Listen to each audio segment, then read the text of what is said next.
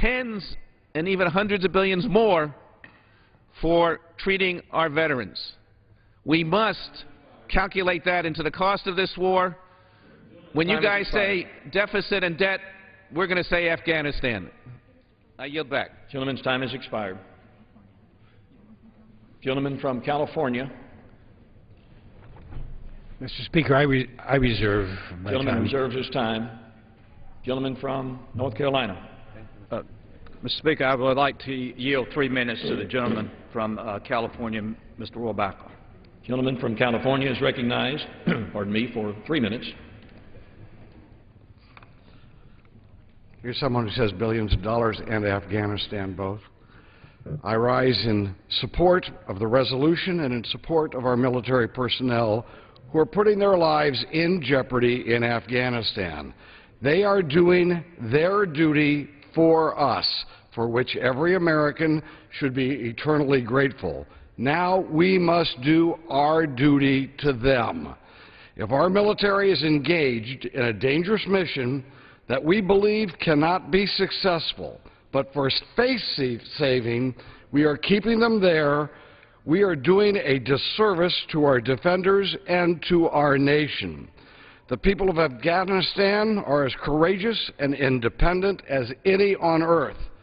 They are indomitable and unconquerable, a lesson invaders have learned the hard way for centuries. The liberation of Afghanistan from the Taliban was accomplished not by a massive influx of American troops, but instead by fighters of the Northern Alliance militias and the air support that we provided them. It was a tremendous success. When they were doing the fighting, it was a success.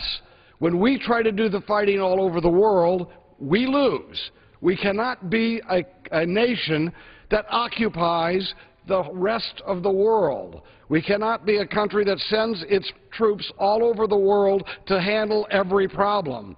Our foreign policy bureaucracy, however, after the great success of eliminating the Taliban from Afghanistan, our foreign policy bureaucracy, not our troops, set in place a government structure totally inconsistent with the village and tribal culture of the Afghan people.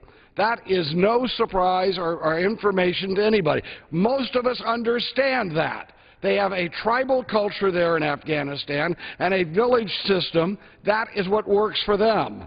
Our State Department has tried to foist upon them a centralized system which they don't even elect their provincial governors. Our troops are there now after they were liberated from the Taliban by Afghans. Our troops are there to force the Afghan people to accept an overly centralized and corrupt system put in place by our State Department bureaucracy. I'm sorry, it won't work. It will not work. Any attempt to subjugate these people and force them to acquiesce to our vision of Afghanistan will fail. And if it will fail, and we all understand that, if we're honest with ourselves, we know that that tactic won't succeed. To keep our troops over there any longer is sinful. It's a disservice to our country, but it's also sinful to those young men who are willing to give their legs and their lives for us. Then it's up to Congress now to stand up for those Americans who I would ask for an additional 30 seconds. I yield the gentleman an additional 30 seconds. The gentleman is recognized for an additional 30 seconds. So it is up to us in Congress to stand up for those Americans in uniform who will be needlessly giving their lives to accomplish a mission that cannot be accomplished. If it can't be done, we should not be sending them over there. The most responsible course of action is to, as quickly as possible, get our people out of this predicament, not to dig us in deeper, and not to wait until this bloody quagmire kills even more Americans and we have to leave with without success. If we can't win, we should pull them out now, and we can't. Thank you. Gentleman's time has expired. Does the gentleman from North Carolina reserve his time? I reserve, yes, sir. Gentleman reserves his time. Gentlewoman from Florida. Thank you, Mr. Speaker. I'm pleased to yield 3 minutes to a gentleman who knows a lot about the threats that are facing our nation, the gentleman from Michigan, Mr. Rogers, the chairman of the House Permanent Select Committee on Intelligence. Gentleman from Michigan is recognized for 3 minutes. Thank you, Mr. Speaker. a lot of power and emotion in this debate today, and I'm glad for that. There should be. And I recall the first time I had the chance to get to Afghanistan, late 2003. I met a woman there who had been trained as a doctor in the United States. She went to practice medicine in her home country of Afghanistan. When the Taliban took over, they stripped her of her medical duties. They sent her home. She was imprisoned in her own home for 6 years. I met her at a children's hospital, and in the days of the first conflict, she stripped off of her burqa. She walked 10 miles to the town to show up to provide medical care for the first time to these children as a woman in Afghanistan. With tears in her eyes, she said, "Thank you. These children have no chance. Afghanistan has no future." And you know, we saw the soccer field where they took people down and summarily executed them for violations that they deemed to be executable offenses under no law under their own, but of their own. The burned buses where the modern conveniences were burned to get them out of the system when the Taliban took over to apply Sharia law. And none of that would matter from the pain and the loss if you've attended one of these fine soldiers' funerals. It is an emotional thing, and there is pain and hurt and sorrow and something lost in all of us. So none of those other things would be alone a reason to send our soldiers to risk their lives in defense of this country. But because of the things I talked about, but because what they have imprisoned women in Afghanistan, because of the things that they've done to the people there, it created hate and ignorance and brutality. And Al-Qaeda saw an advantage, and they took it. They established there a safe haven where they recruited, where they financed, where they planned, where they armed themselves, where they recruited people around the world from other countries to come, to train. And they sent some of them to the United States of America to slaughter 3,000 people. And if you want to talk about money, the $1 trillion+ that 9/11 has cost us just in economic loss. That's why they're there. And we should not forget the mission today and why they risked their lives. If you want to talk about the State Department policies, I'm all in. I'd love to have that debate. If you want to talk about rules of engagement, I'm in. That's a place. Let's do it. Let's have that debate. But if you want to tell the enemy today, and by the way, for the first time, we've got information that their commanders are saying we don't want to go fight. The spring offensive is being planned now. Right now. Our soldiers are preparing for battle right now. This may be that last great battle in Afghanistan on behalf of our soldiers to eliminate the major components of the Taliban taking over their country. It could be the thing that breaks the... Could I get an additional 30 seconds? The gentleman is recognized for 30 seconds additional. The gentleman is recognized for an additional 30 seconds. So if that woman doctor who trained here, taking care of kids who cried for help and support, doesn't move you, and maybe it shouldn't. For the pain of that funeral, that loss, that soldier who gave it all for this country doesn't move you, then what ought to move you is the fact that these folks are gearing up and hoping and praying that we give up and we pull these troops out before the mission is done. We all want them home.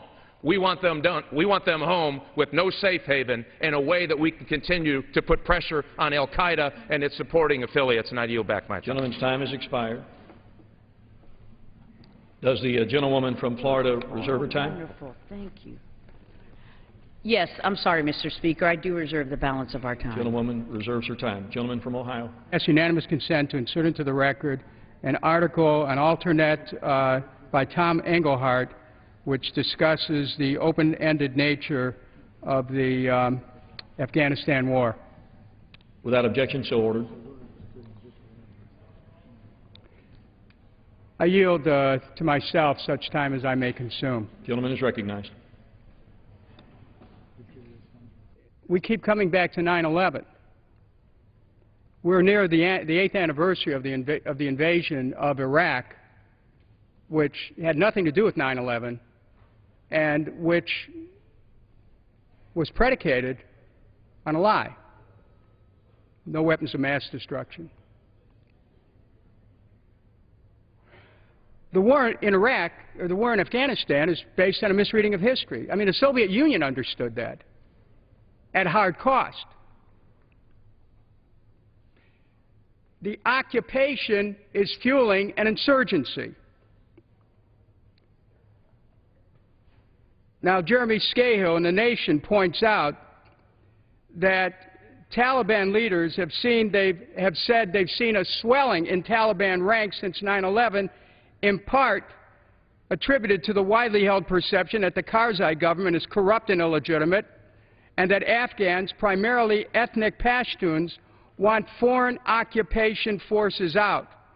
We're only fighting to make foreigners leave Afghanistan. Occupation fuels insurgency. That is an ironclad fact. I yield 2 minutes to the gentlelady from California, Ms. Lee. Thank you very much. Mr. Speaker, Gentlewoman from California is recognized for 2 minutes. I rise today in strong support of this resolution, of which I am proud to be an original co-sponsor. And I'd like to thank Representative Kucinich for his work on this resolution, and also mainly for his continued impassioned defense of Congressional War Powers Authority. Also, I too want to commend Congressman Jones for his leadership on this issue and so many other issues. This resolution is simple and straightforward.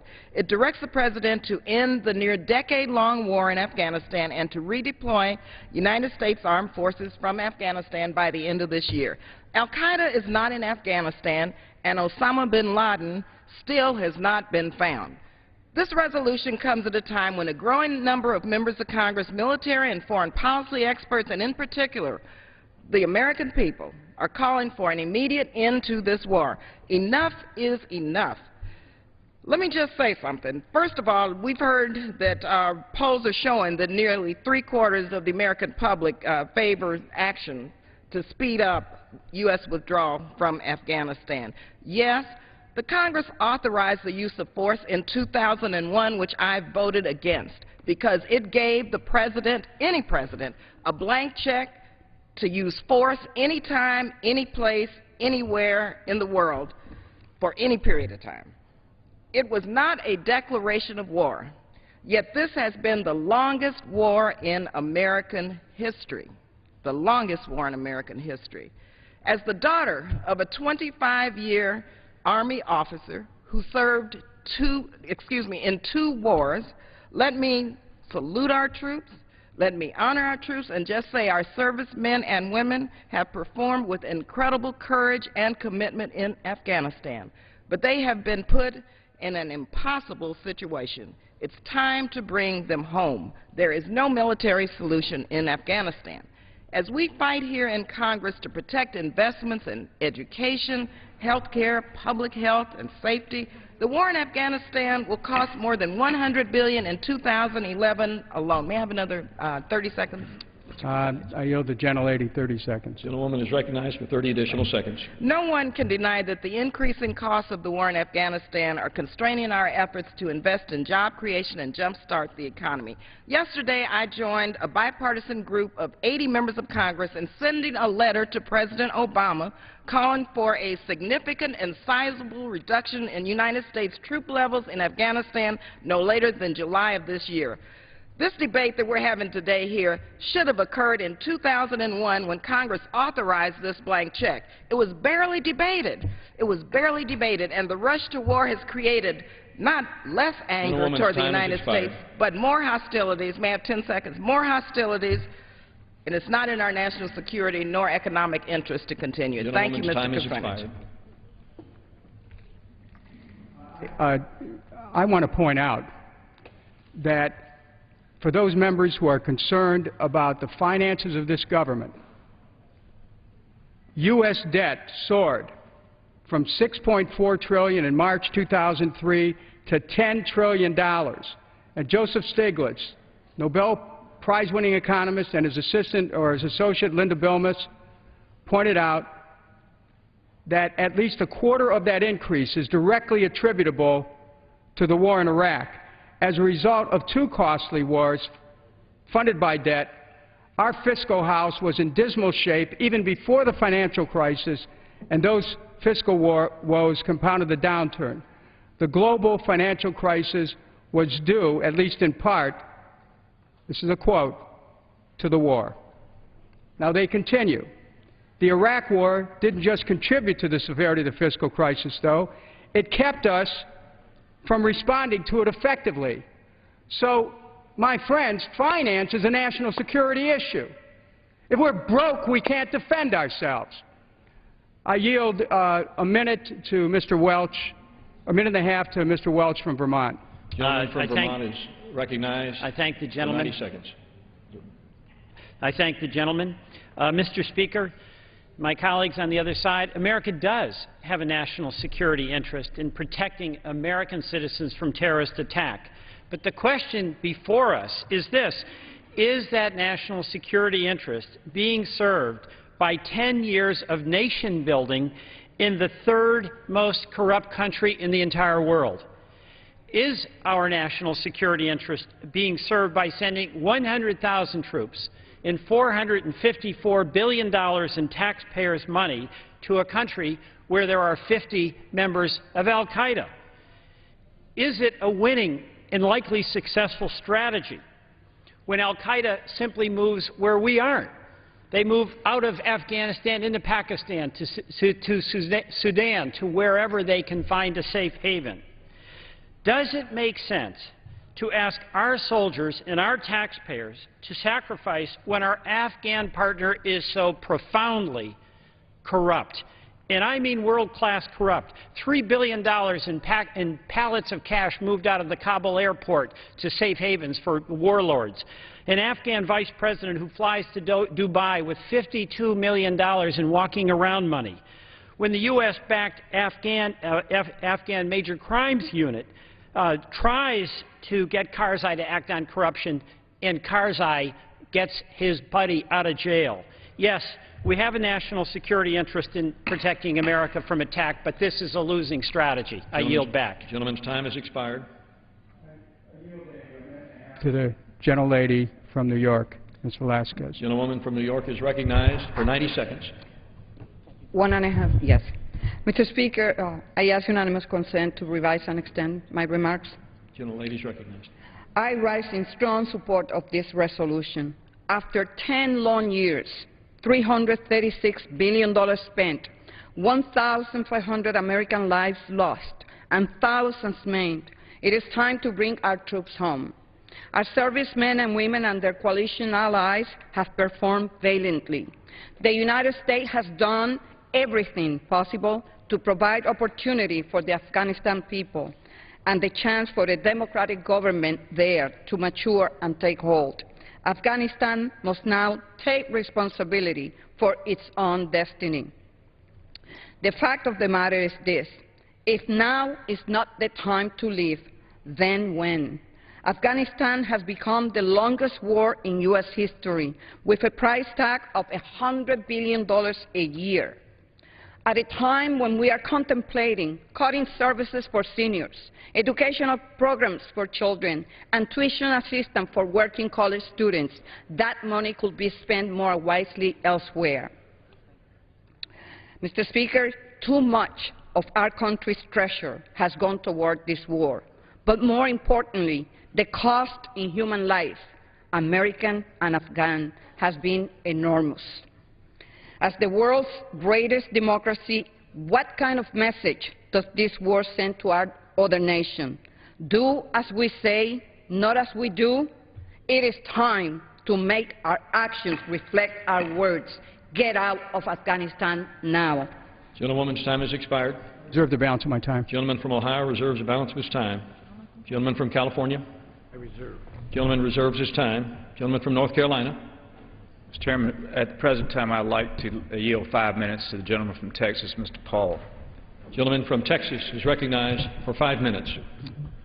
I thank the gentleman, and, Mr. Speaker, I ask unanimous consent to revise and extend my remarks. Without objection, the gentleman is recognized. The question we're facing today is, should we leave Afghanistan? I think the answer is very clear, and it's not complicated. And of course, we should, as soon as we can. This suggests that we can leave by the end of the year. If we don't, we'll be there for another decade, would be my prediction. The American people are now with us.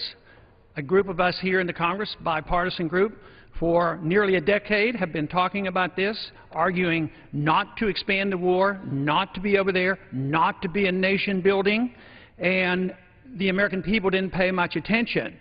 Now they are. The large majority of the American people now say it's time to get out of Afghanistan. It's a fruitless venture.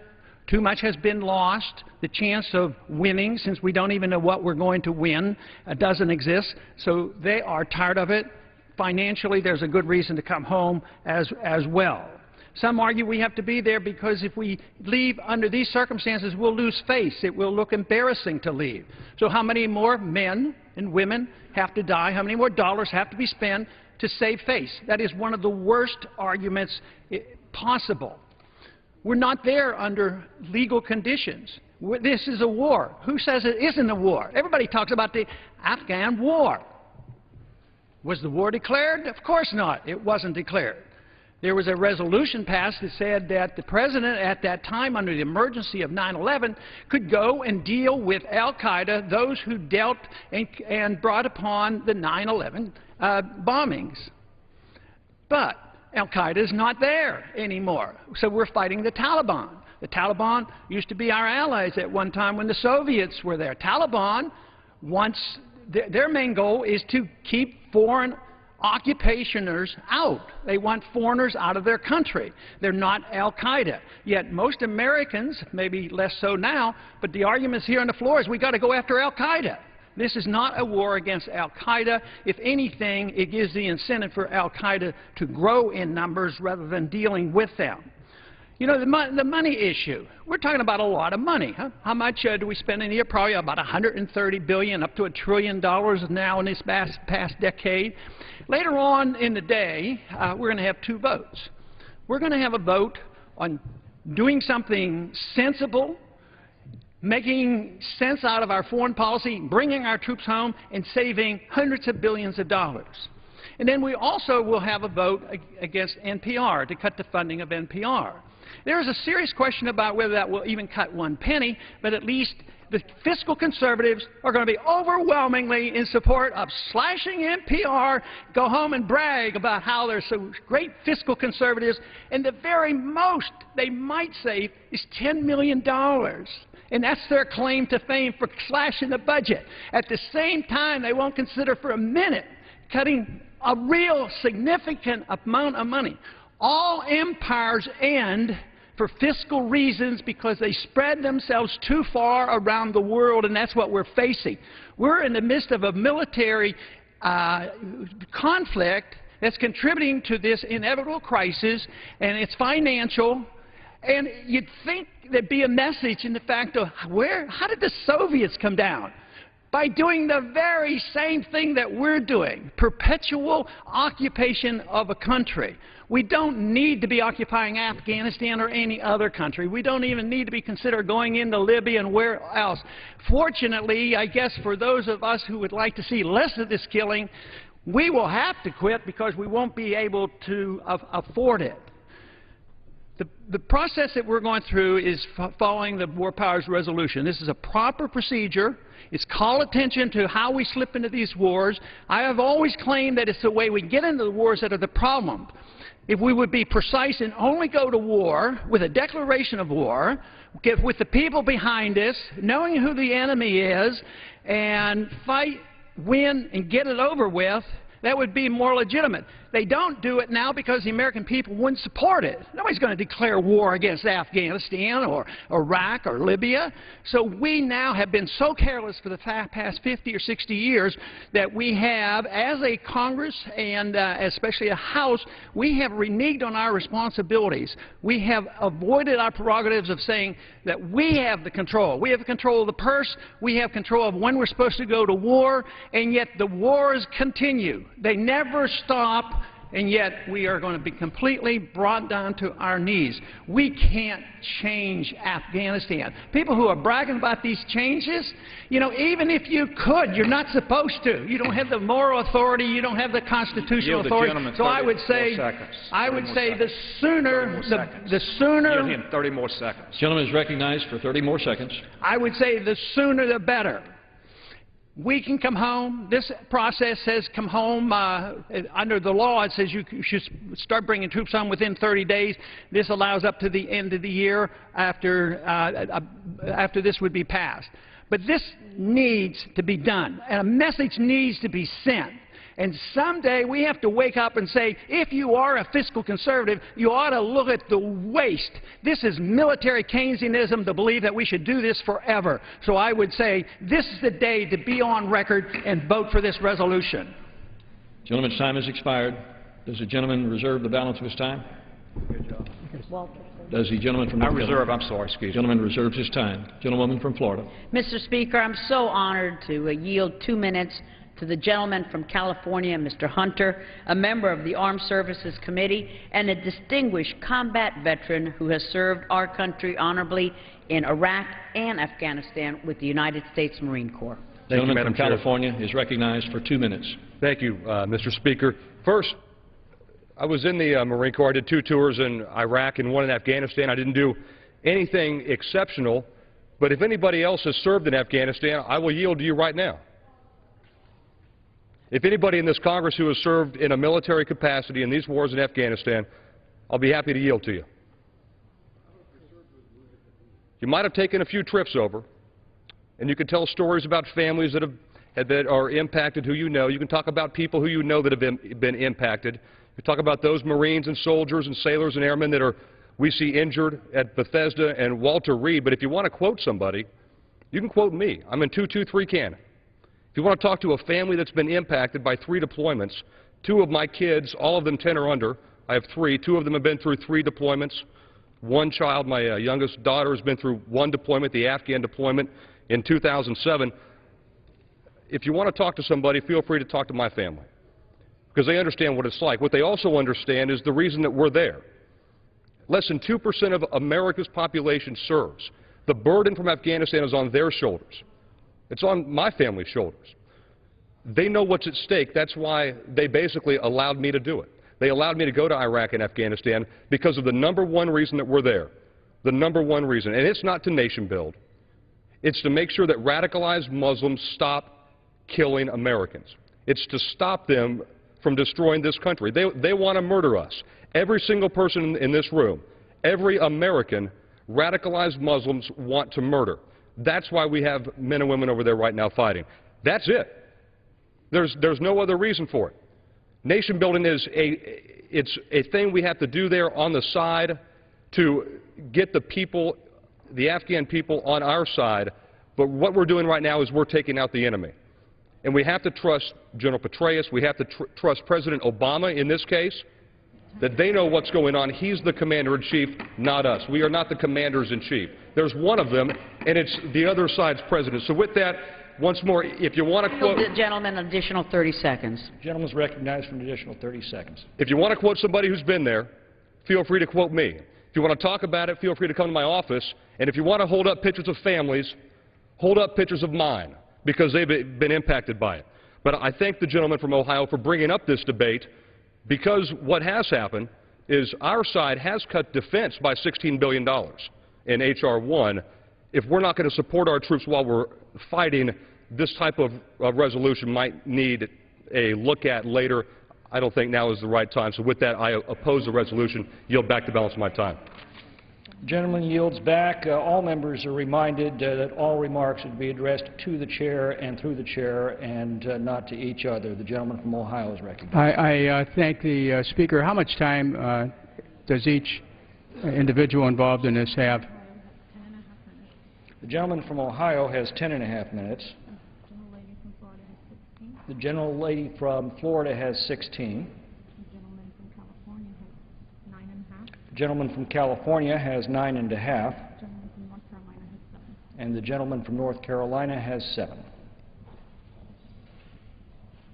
I ask unanimous consent to place into the record a report from the Defense Health Board that says that more of our soldiers are coming home this year with amputations than in previous years. Without objection, so ordered. I ask unanimous consent to put into the record a report from the recent report from the Washington Post that says that we've seen the steepest increase in lost limbs among soldiers and Marines occurring in the last 4 months. Without objection, so ordered. I ask unanimous consent to put in the record a report from the American Conservative, which says that that late last year IED deaths among our own soldiers were up, not down. Without objection, so ordered. I yield 1 minute to the gentlelady from Texas, Representative Jackson Lee. The gentlewoman from Texas is recognized. I thank the gentleman from Ohio. I respect my president, our president. I thank the previous speaker for his service. I thank all of the United States military at home and abroad for their brave and courageous service. I beg to differ. The Constitution indicates that the Congress can declare war, which has not been so declared. I would make the argument that we have shed our blood in Afghanistan, and my hat is off to those families who have lost their loved ones, and certainly those who fight on the front lines today. I believe it is important for Congress to be engaged in this effort because this is the people's house. A few months ago or a year ago, I may not have supported this move, but here we are again facing the same obstacles. This amendment or resolution says within 30 days, but up to December 31st if necessary.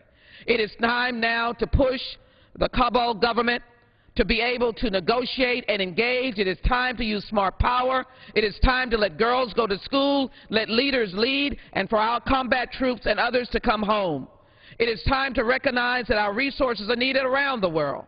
Libya is in need. But it is time for us to end with Afghanistan and to push them to be a sovereign nation and to work with them on diplomacy and to be able to save lives. I support this resolution. I wish that it would pass now. I yield back. The gentleman from Ohio reserves. I yield 1 minute to the gentleman from Georgia, Mr. Lewis. The gentleman from Georgia is recognized for 1 minute.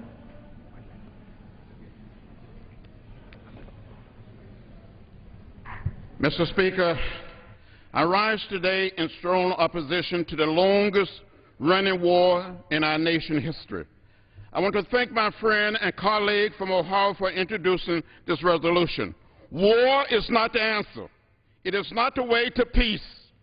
We must root out the causes of hate and violence. Gandhi once said, power is of two kinds. One is attained by the fear of punishment, and the other by acts of love. Power based on love is 1,000 times more effective and permanent than one derived from the fear of punishment. Our path to peace in Afghanistan is not through war. It is not through violence. Enough is enough. The time is long overdue. We are spending billions of dollars a week. Not another nickel, not another dime, not another dollar, not another hour, not another day, not another week. We must end this war and end it now. I urge all of my colleagues to support the resolution. The gentleman from Ohio. I yield 1 minute to Mr. Paulus from Colorado. The gentleman from Colorado is recognized for 1 minute. I thank the gentleman from Ohio for bringing forth this important resolution and finally bringing to the floor of the House a discussion about the war in Afghanistan. Wrong war, wrong time, wrong place. Intelligence estimates are that there are under 50 al-Qaeda operatives in Afghanistan. With the current cost of the war effort, we're spending between $1.5 and $2 billion per al-Qaeda operative. There is a very real terrorist threat to our country that comes from the loosely knit al-Qaeda terrorist network, but that threat does not emanate from Afghanistan. It does not emanate from any one particular nation state. It is a stateless menace. They go wherever. They're able to thrive on the lack of order. To effectively combat this menace, we need targeted special operations, we need aggressive intelligence gathering, and we need to make sure that we combat this menace wherever they are with the appropriate resources. Being bogged down, occupying one particular nation state is a waste of resources and not the best way to keep the American people safe. I strongly support this resolution, and I yield back the balance of my time. Gentleman from Ohio. Reserve the balance of my time. Gentleman reserves the balance of his time. The gentleman from California is recognized. I reserve. Gentleman from California reserves the balance of his time. The gentleman from North Carolina. Mr. Speaker, I'd like to yield 2 minutes to the gentleman from California. The gentleman is recognized for 2 minutes.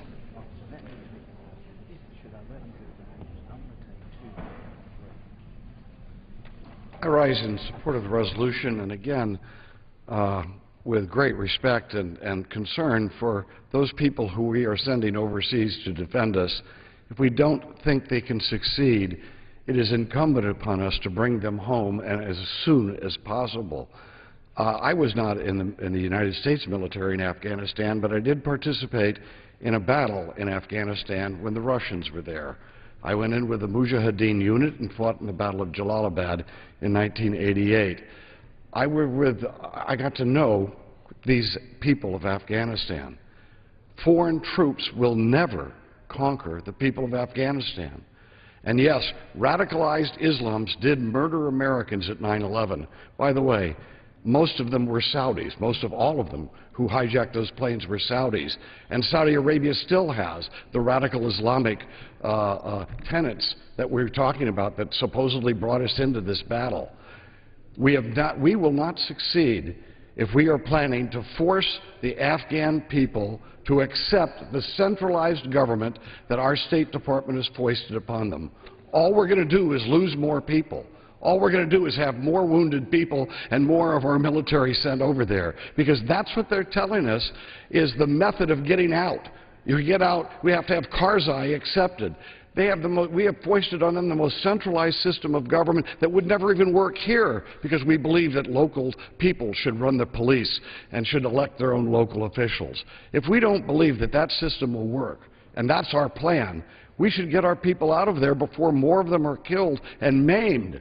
And yes, we do respect Duncan Hunter and all those people who've served. That's the reason. That's what motivates me. Here we got Walter Jones, who represents the Marine Corps down at Camp Lejeune.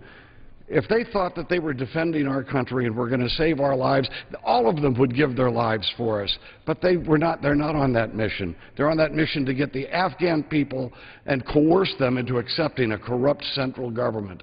And that won't work. It didn't work when I was there fighting the Russians. It won't work now. The gentleman from North Carolina reserves the balance of his time. The gentlelady from Florida. Thank you, Mr. Speaker. And with all due respect to the gentleman from California, I would not compare a staff delegation trip to the valiant forces of our armed services who are fighting overseas. I'm pleased to yield 2 minutes to the gentleman from Colorado, Mr. Kaufman, a member of the Armed Services Committee, a combat veteran of the first Gulf War, who served again in Iraq 5 years ago with the United States Marine Corps. And after Mr. Kaufman, I will recognize 2 other members. The gentleman is recognized for 2 minutes. I thank the gentlewoman from Florida, and I thank the gentleman from Ohio for bringing this resolution forward, and I reluctantly rise in opposition to it. I volunteered to serve in Iraq not because I believed that invading, pacifying, and administering the country was the right course of action, but I believe that once we had made the commitment, that we had to follow it through and bring it to a reasonable and just conclusion. In Afghanistan, I think that what this nation first did was brilliant. That we were attacked in 9/11, the Taliban controlled much of the country, gave safe harbor to al-Qaeda, and we gave air, logistical, and advisory support to the anti-Taliban forces in the country, and they pushed the Taliban out. We made a wrong turn after that by forcing them aside, the victors on the ground aside, instead of using our leverage to have them reach out to the Pashtun elements of the country, and we superimposed a political process on them that doesn't fit the political culture of the country, a government that's mired in corruption and has little capacity to govern outside of Kabul. I believe it is wrong to use conventional forces against an irregular forces that make our military vulnerable to asymmetric capability. But we have security interests in Afghanistan that we must accept. We need to make sure that the Taliban don't take over the country where it becomes a permissive environment where they can use that to destabilize Afghanistan, to assist the Taliban on the other side of the Durand line. We need bases, some base of operations in Afghanistan to be able to strike al-Qaeda targets in the federally administered tribal areas of Afghanistan. I believe that we can do it with a lighter footprint. I think we ought to be focused on supporting factions within this region that share our strategic interests. 30 seconds. The gentleman is recognized for the additional 30 seconds. Thank the gentleman from Florida. We have strategic interest in Afghanistan. It would be wrong. It would be irresponsible at this time to expeditiously withdraw all of our forces from Afghanistan, again, without recognizing our strategic interests there. Although I differ on the strategy that we're using right now, I recognize the security interests of the United States that are vital for us to maintain not only peace and stability in the region, but also at home. Gentlelady from Florida. Thank you, Mr. Speaker. I yield 2 minutes to the gentleman from Texas, Mr. Conaway, a member of the Armed Services, Intelligence, Agriculture, and Ethics Committees. The gentleman is recognized for 2 minutes. Mr. Speaker, thank you, gentlelady. We have to get this right. I rise in opposition to this motion. I use that phrase. It comes from David Petraeus' testimony the last 2 days in front of the Senate Armed Services House Armed Services Committee. He tells a poignant story about a black day in Iraq when he was commanding the 101st, in which 2 helicopters collided in midair. 17 troops were killed. Really one of his darkest days. And at the emotions of all of that, and the trauma, and the fight to move forward, a young PFC came up to this 2-star general, which is pretty odd, and said, "General, I know of 17 reasons why we have to get this right." That analogy can be spread across all of the lives lost, all of the grievous injuries that we've suffered in this war over the last 10 years in Afghanistan. We have to get this right. And this motion that they have brought forward is not remotely going to get it right. Whatever your position is, this is not the right thing to do. We should not do this. These conversations have consequences. They are heard around the world. And while the other side, the folks who will vote for this, the folks who brought this forward, have a right to do this, and in their mind perhaps an obligation to do this, to have this conversation, these conversations affect the men and women in the fight. And for us to stand here over and over to tell them they can't win, that they cannot make this happen, is irresponsible on our part. David Petraeus, the man who knows more about what's going on the ground in Afghanistan today than anybody walking the face of the earth. And Mr. Speaker, in all deference to the fellows who served 20 years ago there, in whatever capacity, that was 20 years ago. Today, David Petraeus says the strategy is correct, we've got the inputs correct, we are moving forward, and we can make this circumstances, get the end results that we want, in which there are the Afghan people in charge of Afghanistan, responsible for Afghan security. This resolution is incorrect. It will not get it right, and I strongly urge a no vote on this resolution. I yield back. Gentleman yields back. Thank you very much. Thank you, Mr. Conway. Mr. Speaker, I'd like to yield 2 minutes to the gentleman from Texas, Judge Poe, Vice Chair of the Foreign Affairs Subcommittee on Oversights and Investigation. Gentleman is recognized for 2 minutes. I thank the gentlelady for yielding. War is expensive, and it should not be measured in the cost of money, which has been really the discussion today. I have the greatest respect for Mr. Jones and Mr. Rohrabacher and you too, Mr. Kucinich, but this is an important issue before us. Today, as we are here in the House of Representatives, Mark Wells is being buried. He was killed on March the 5th representing us in Iraq, or excuse me, Afghanistan. He had been to Iraq. And yes, he is of Irish heritage, so his family decided we want to have his service on St. Patrick's Day. I talked to his father, Burl, earlier this week, and Burl is proud of his son's service, and he is proud of America's service in Afghanistan. And Burl told me, he said, "Congressman Poe, it is my fear that there are dark days ahead for America because we may not choose to persevere." And what he meant by that was that his son and others who have died for this country, died for that concept of freedom, that people that live after them, our soldiers that are over there, and we who make decisions may not persevere and finish this war. War is hard. It is expensive, and America never quits. And America should never quit in this war. Our enemies in Iraq and Afghanistan have always had the policy and philosophy, America will get weary. Americans will quit. They don't have the stomach for it.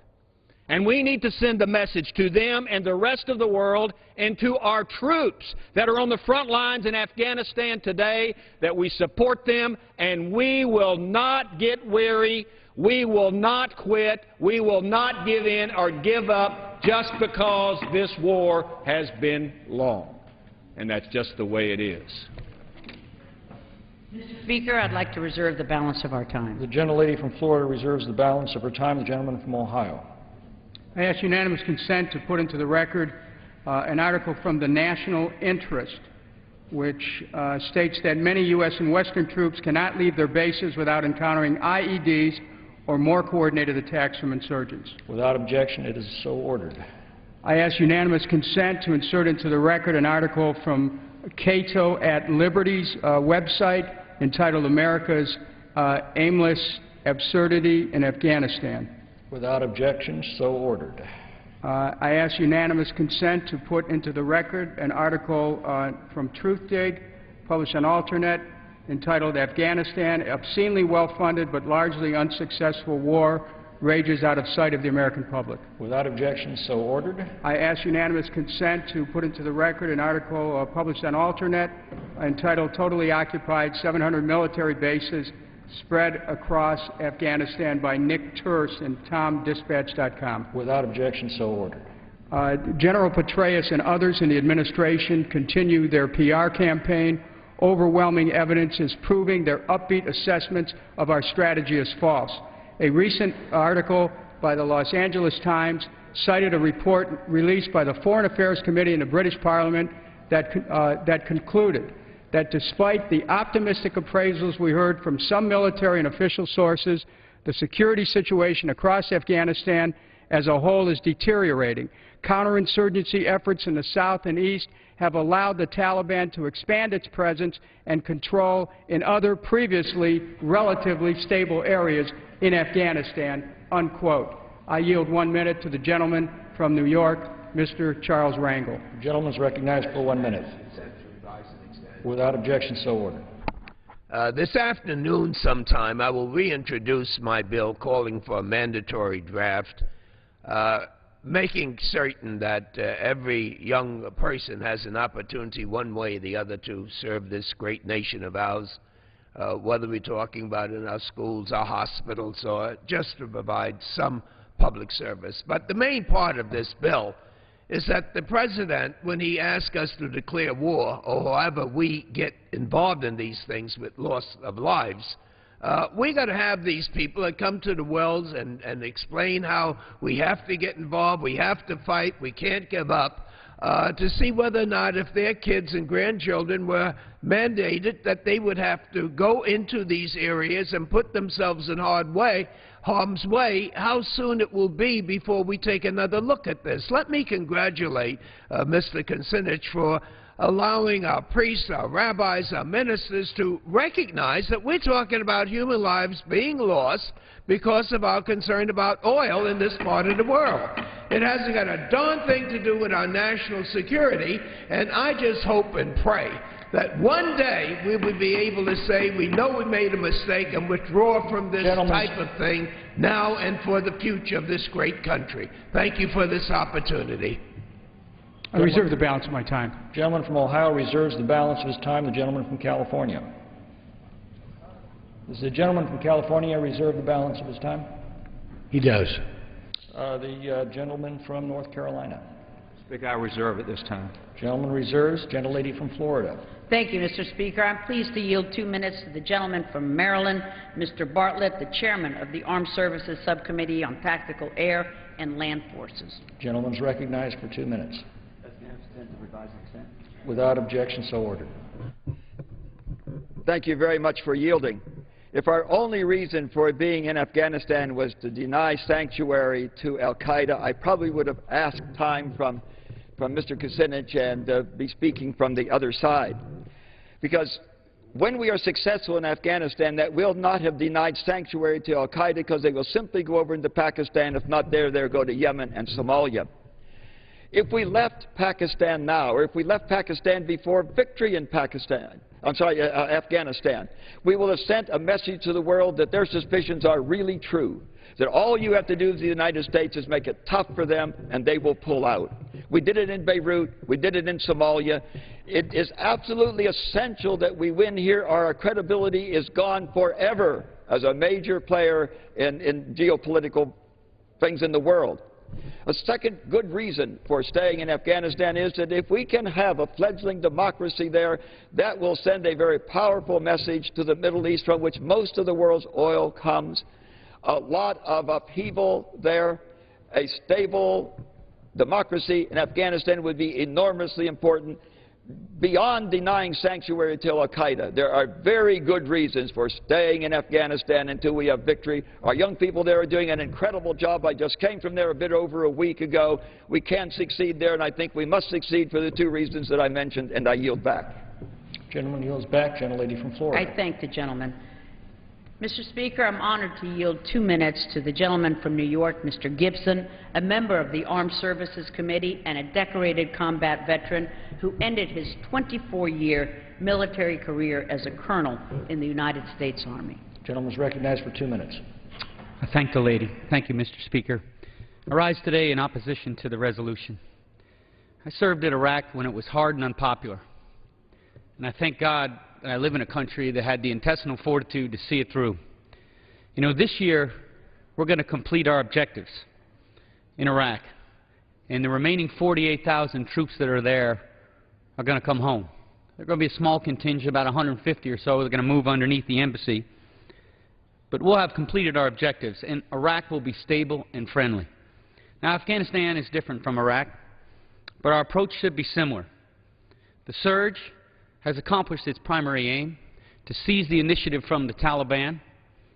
But now we need to finish the job of building out the institutions, the security and the civil institutions. I'm recently back from Afghanistan, and I had an opportunity to meet the leadership there. I feel confident we've got the right plan going forward, and I support the President's plan. The President's plan to begin withdrawal this year and to complete combat operations by 2014, because I believe this plan will stabilize Afghanistan and help protect our cherished way of life, preventing al-Qaeda from regaining sanctuary. Now, going forward, I think we need to learn from these experiences. Some comments made here earlier about us, whether or not we're a republic or an empire. I share those concerns and those sentiments. We're a republic, and we need to learn from these experiences, but we need to see this through. We need to stand with our commander-in-chief. We need to stand with our troops, complete this task.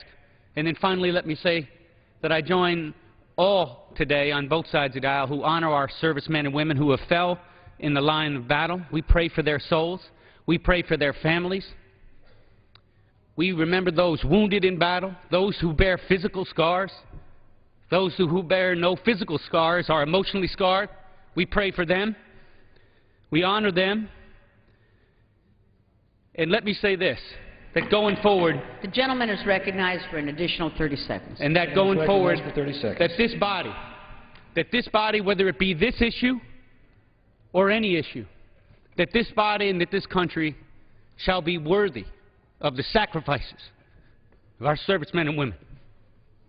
I yield back. Gentleman yields back. Gentlelady from Florida. Thank you. Thank you, Mr. Speaker. I'm pleased to yield 2 minutes to the gentleman from Mississippi, Mr. Palazzo, a member of the Armed Services Committee and a Marine veteran of the First Gulf War who continues to serve with the Army National Guard. The gentleman is recognized for 2 minutes. Mr. Speaker, the resolution proposed by my colleague from Ohio does a disservice to the men and women who have courageously defended our country from our enemies in Afghanistan. This past weekend, I had the distinct pleasure and honor of welcoming home the 287th Engineering Company, commonly referred to as Sappers, based in Lucedale, Mississippi. They had the most dangerous mission in Afghanistan. They were the ones that cleared routes so our men and women in uniform could have safe passage. They're the ones that rooted out the IEDs and the roadside bombs, and I'm happy to say they came back 100% with one wounded warrior, but they did their mission.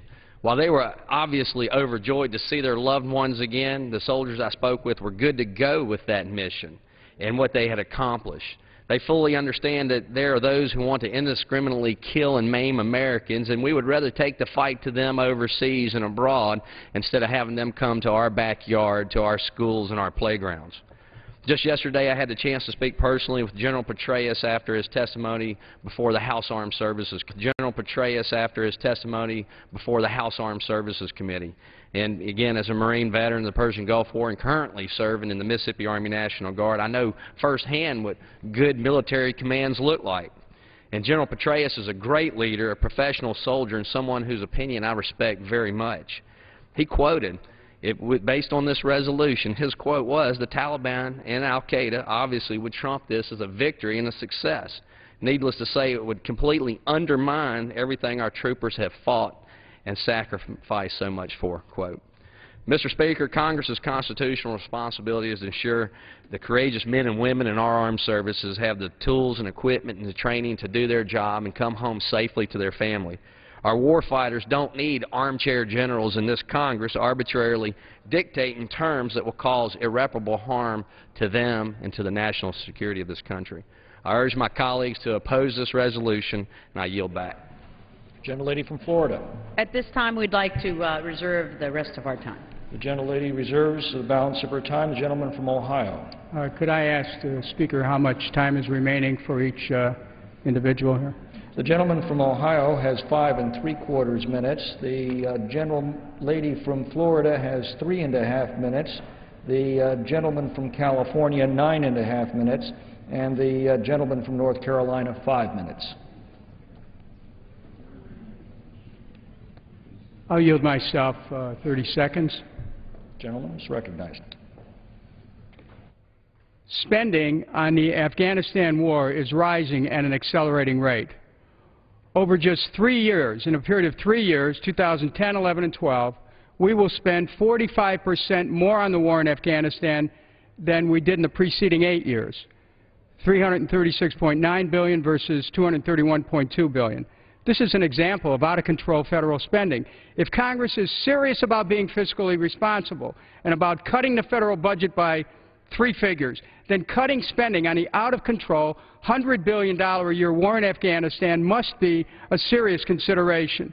And this legislation, House Concurrent Resolution 28, gives those who are concerned about the cost of this war finally to have a voice. I reserve the balance of my time. The gentleman reserves the balance of his time. Who seeks recognition? The chair will recognize for closing speeches in the reverse order of opening. That is the gentleman from North Carolina, the gentleman from California, the gentleman from Ohio, and finally the gentlelady from Florida. The gentleman will state his point. Is it the province of the chair to determine that closing statements are in order? Recognition is the jurisdiction of the chair.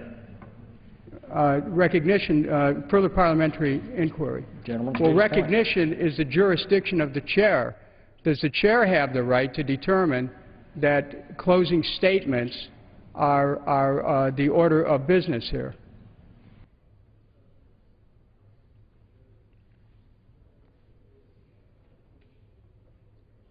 It is the custom of the House for the chair to recognize members in the reverse order of their opening statements to make their closing.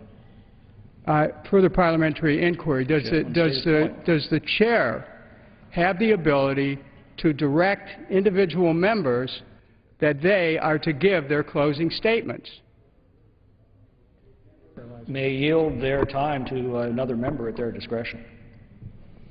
Reserve the balance of my time. The chair asked if any members sought recognition. The chair saw no member seeking recognition. And without Gentleman from North Carolina, for what purpose do you rise? Mr. Chairman, did you say I have 5 minutes time remaining? That is correct. Do you wish to claim time now? Yes, sir. Well, I think I'll go ahead and claim time, and I would like to yield myself 3 minutes at this time. The gentleman is recognized for 3 minutes. Mr. Speaker, first I'd like to say to every member that's been on the floor that served in our military, thank you and God bless you, as I say all the time to those who are overseas for this country. Because I did not serve, I sought out a Marine general that every Marine that spoke on the floor today, if I said his name but I don't have permission, they would salute him. They know him. But let me share with you what this Marine general said to me back in November when I told him I read an article in the New York Times that the Army colonel was saying, oh, the training of the Afghans is going so well. So I emailed him. It's a 6-point response. I'm going to read 3 very quickly. Continued belief that we can train the Afghan Army to be effective in the time we have is nonsense. The vast majority cannot even read. They are people from the villages hooked on drugs, illiterate and undisciplined. The South Vietnam soldiers were much better trained, and they could not stem the tide. He further states, what is the end state we are looking to achieve? What are the measures of effectiveness? What is our exit strategy? Same old questions, no answers. He closed by saying this, what do we say to the mother and father, the wife of the last Marine killed, to support a corrupt government and a corrupt leader in a war that cannot be won?